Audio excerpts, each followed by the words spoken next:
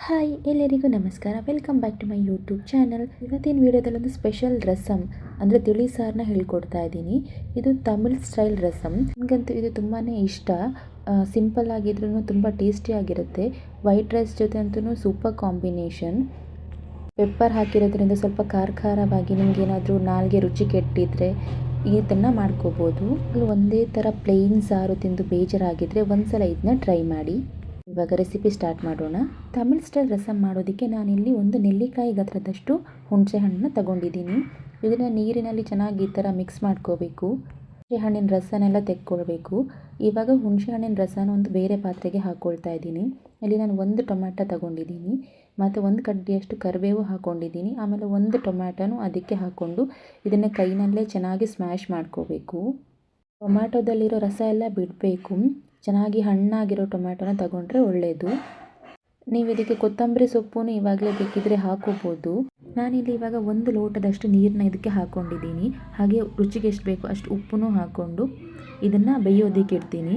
ಈ ಟೊಮ್ಯಾಟೊ ಚೆನ್ನಾಗಿ ಬೆಂದು ರಸ ಬಿಟ್ಕೋಬೇಕು. ಬನ್ನಿ ಫ್ರೆಂಡ್ಸ್, ಇದು ಬೇಯೋ ತನಕ ನಾವು ಇದಕ್ಕೊಂದು ಮಸಾಲ ಪೌಡರ್ ರೆಡಿ ಮಾಡ್ಕೊಳ್ಳೋಣ.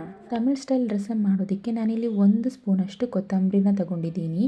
ಹಾಗೆ 1.5 ಸ್ಪೂನಷ್ಟು ಕಾಳುಮೆಣಸು, 8 ರಿಂದ 9 ಕಾಳಷ್ಟು ಮೆಂತ್ಯ ಕಾಳು, ಒಂದು ಒಣಮೆಣಸಿನ್ಕಾಯಿ ಎಲ್ಲ ಡ್ರೈ ಆಗಿ ಪೌಡರ್ ಮಾಡ್ಕೋಬೇಕು. ಇದನ್ನೇನು ಫ್ರೈ ಮಾಡ್ಕೊಳ್ಳೋದಕ್ಕಿಲ್ಲ. ಇಲ್ಲೊಂದು 10 ಎಸಲಷ್ಟು ಬೆಳ್ಳುಳ್ಳಿನ ಹಾಕ್ಕೊಂಡಿದ್ದೀನಿ. ಇದನ್ನು ಅಷ್ಟೇ ಡ್ರೈ ಪೌಡರ್ ಮಾಡ್ಕೋಬೇಕು.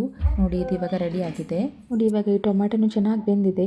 ನೀರನ್ನು ನೋಡಿ ಇವಾಗ ಇಷ್ಟು ಉಳ್ಕೊಂಡಿದೆ. ಇದಕ್ಕೆ ನಾವು ಒಂದು ಒಗ್ಗರಣೆ ರೆಡಿ ಮಾಡ್ಕೊಳ್ಳೋಣ. ಒಂದು ಪಾತ್ರೆಗೆ 4 ರಿಂದ 5 ಸ್ಪೂನಷ್ಟು ಎಣ್ಣೆ ಹಾಕ್ಕೊಂಡೆ. ಆಮೇಲೆ ಇಲ್ಲಿ ನಾನು ಸಾಸಿವೆ ಹಾಕ್ಕೊಂಡಿದ್ದೀನಿ. 2 ಹಸಿಮೆಣಸಿನ್ಕಾಯಿ ಹಾಕ್ಕೋಬೇಕು. ಒಂದು ಕಡ್ಡಿಯಷ್ಟು ಕರಿಬೇವನ್ನು ಹಾಕ್ಕೊಂಡೆ.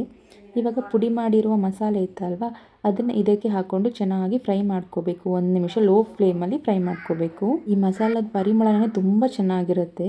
ಇವಾಗ ಇದಕ್ಕೆ ಬೇಯಿಸ್ಕೊಂಡಿರುವ ಟೊಮ್ಯಾಟೊ ಇದೆಯಲ್ಲ, ಅದನ್ನು ಹಾಕ್ಕೋಬೇಕು. ನಾನು ಇವಾಗ ಇದಕ್ಕೆ 1.5 ಲೋಟದಷ್ಟು ನೀರು ಹಾಕ್ಕೊತಿದ್ದೀನಿ. ನಾವು ಮಾಡ್ಕೊಂಡಿರೋ ಪುಡಿಗೆ 1.5 ಲೋಟದಷ್ಟು ನೀರು ಕರೆಕ್ಟಾಗಿ ಆಗುತ್ತೆ. ಇವಾಗ ಇದಕ್ಕೆ ಒಂದು 1/4 ಸ್ಪೂನಷ್ಟು ಅರಿಶಿಣ ಪುಡಿ, ಆಮೇಲೆ ರುಚಿಗೆ ಉಪ್ಪು ಬೇಕಿದ್ರೆ ನೀವು ನೋಡ್ಕೊಂಡು ಇವಾಗ ಹಾಕ್ಕೋಬೇಕು. ಇದನ್ನು ಚೆನ್ನಾಗಿ ಕುದಿಯೋದಕ್ಕೆ ಬಿಡಬೇಕು. ನೀವು ಇವಾಗ ಕೊತ್ತಂಬರಿ ಸೊಪ್ಪು ಹಾಕೋಬೋದು. ನಾನಿವಾಗ ಇದನ್ನ ಅರ್ಜೆಂಟಾಗಿ ಮಾಡಿರೋದ್ರಿಂದ ಕೊತ್ತಂಬರಿ ಸೊಪ್ಪು ಖಾಲಿಯಾಗಿತ್ತು.